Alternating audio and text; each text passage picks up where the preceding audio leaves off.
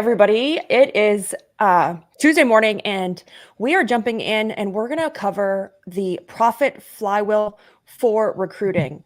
This is going to be a live that Chris and I are going to jump on and do every Tuesday. Right now, we're going to do it Tuesday mornings, but we're going to do it every Tuesday, and we're going to answer some really hot button questions that we see people struggling with when it comes to recruiting. So we're super excited. We're going to bring and show you guys the strategy that we use at WootRecruit to really help become a more profitable recruiter, to hire more profitably. I don't even know if that's proper English. But we're excited to dive in to show you guys these things. We're live streaming across various platforms. If you have recruiting, hiring, retention, culture questions, if it's an employee question, drop it in the chat and we'll be happy to try to answer it on this live or on a future live. So we can jump right in, and we want to answer a question that was submitted. Chris, do you have the question? I do. So the question was, how do I get overstaffed tomorrow? Great question. So how do you get overstaffed tomorrow? So I'm going to pop up our profit flywheel for recruiting. And these are the most important steps when it comes to recruiting. Now, there are steps within the steps, but this is a high-level overview of what we use at WootRecruit to make sure that we deliver and provide results. That being said, we are at WootRecruit, we are not an ATS. I have a very strong stance on what I think about ATSs. And, I just feel that ATSs are barbarically outdated and slow. So you have to ask yourself, or whatever software you're using, are they using an ATS to help me recruit? That could be one of the reasons you're feeling that slowness, right? You're feeling stuck. But let's jump in, Chris, and talk about how can I get overstaffed tomorrow? What are some suggestions that you have that we can get to short? Because these are going to be short, 15 or 20 minutes to the points. Yeah, so for me, getting overstaffed tomorrow really all boils down to, one thing is that we're making it too long to get results, point blank. And so, the first thing that pops into my mind is really just creating opportunity as fast as possible and not getting in your own way. This might end up looking, Libby, and you might have some great things to say about this, but it might end up looking like, just speeding up that process and just skipping the steps that really, if you take a look at it, aren't really necessary. Yes. So my stance, and I did a video about this yesterday, is that when we're trying to get overstaffed, when we're struggling, when we're in the field, someone had posted a question up here. This is a Facebook question I took. And when you're this person, you're in the field, you're overstaffed, you have 100 applications to go through. Speed is what you need for your competitive edge. Like, at the end of the day, we are not in the industry of cutting lawns and cleaning houses and cleaning buildings. And we are in the business of recruiting. And the business that figures that out, that we're in the business of recruiting, and that the people or the companies that can recruit the best, the top talent, the fastest, will be the ones that win. And I thought that this was a great question. This person's like, I don't understand that always be recruiting. Well, this is how we become overstaffed tomorrow. We have to change our mindset. It was a pre-COVID way of thinking, of saying, I only need to recruit when I need someone.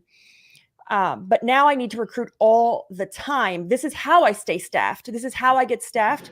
This is how I also cut my recruiting costs down by 50%. I would like you guys to hear that.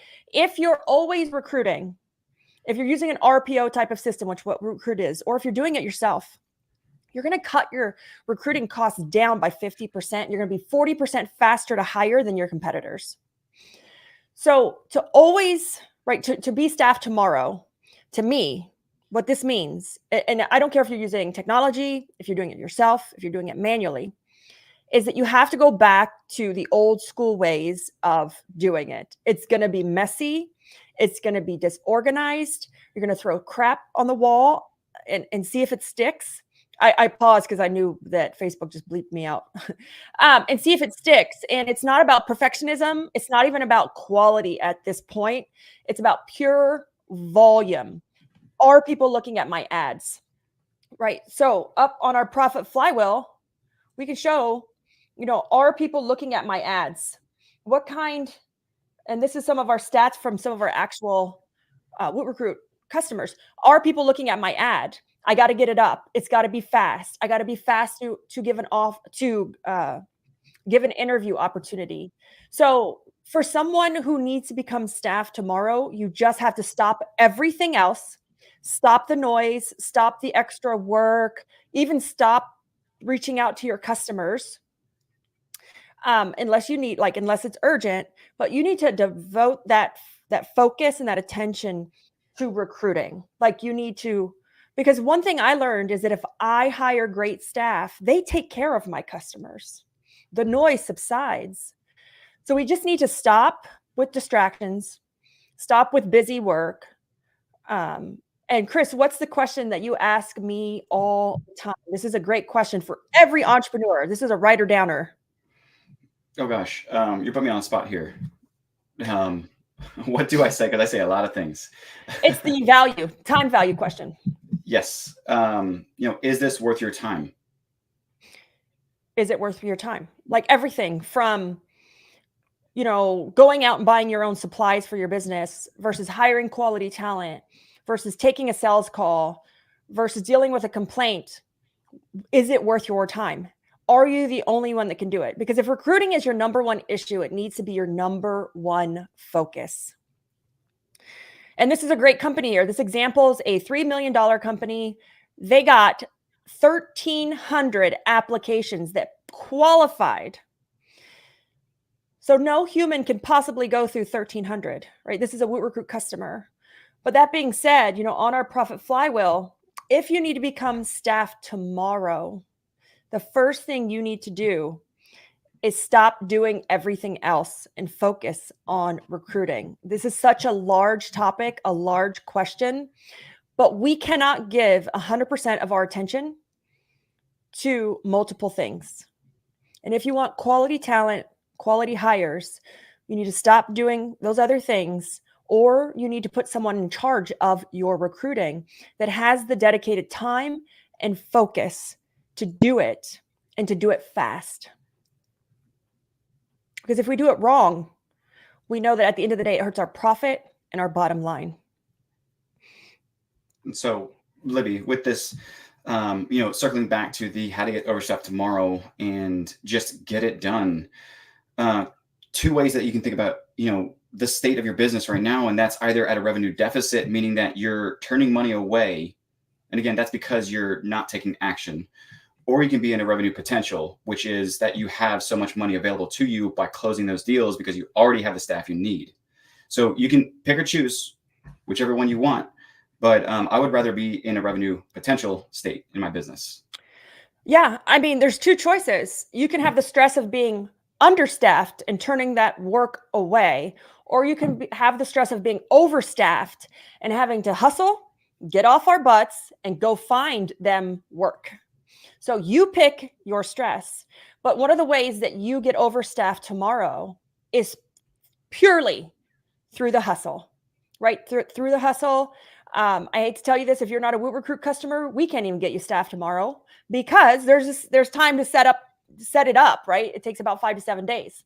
So if you're in desperation mode, it's just like when we're in desperation mode with sales. It's time for that guerrilla tactic.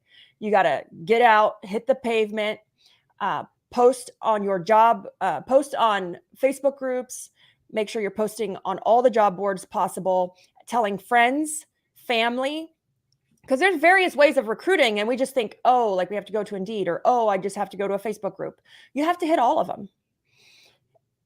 And you can get staff tomorrow if you have that hustle and you're willing to do those things.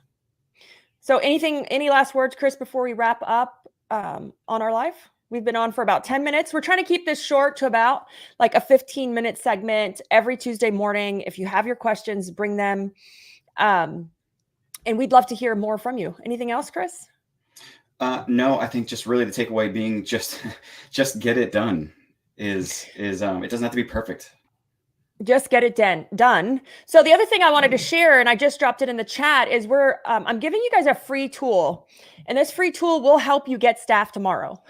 It's going to help you figure out, how do I maximize my time when it comes to the interview process? They take forever, right? I'm wasting my time waiting on people to not show up. I've been there. I've done that.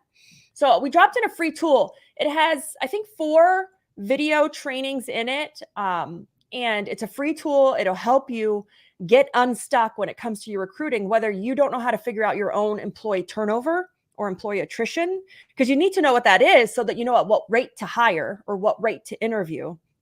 It's going to help you figure out how to maximize your interview times. How can I interview more efficiently using less time, right? And there's also the 5 core pillars, and that training is amazing. And there's another one, but I can't even remember what it is. So we just dropped that link in there. If you're interested or you're struggling with your hiring process, this is a great tool to give you a quick jump start. Again, I'm Libby with WootRecruit. Chris? And I'm Chris. And we will see you guys next Tuesday morning. Bye, guys.